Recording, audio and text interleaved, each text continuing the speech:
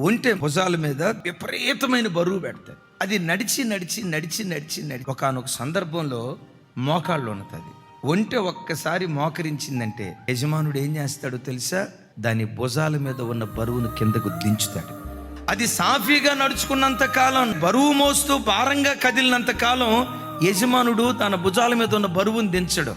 ఎప్పుడైతే ఒంటె అట్లా మోకరిస్తుందో వెంటనే యజమానుడు వచ్చి దాని భుజాల మీద ఉన్న బరువును దించుతాడు. నీ పరమ యజమానిగా పిలువబడుతున్న యేసు క్రీస్తు వారు నీ భుజాల మీద ఉన్న బరువును దించున్నట్లుగా ఒంటెలాగా దేవుని సన్నిధిలో మోకరించుదుంగాక. ఒంటెలాగా దేవుని సన్నిధిలో మోకరించుదుంగాక. ప్రార్థన విషయంలో నువ్వు నిశ్శబ్దమైతే నీ జీవితంలో దేవుడు కార్యాలు చేసే విషయంలో కూడా నిశ్శబ్దమవుతాడు. నీ ఇంటిలో గణగణమని ప్రార్థన ధ్వని మారుమోగుతూ ఉంటే పరలోకమందలి దేవుడు నీ పక్షాన పని చేయటం ప్రారంభించును గాక.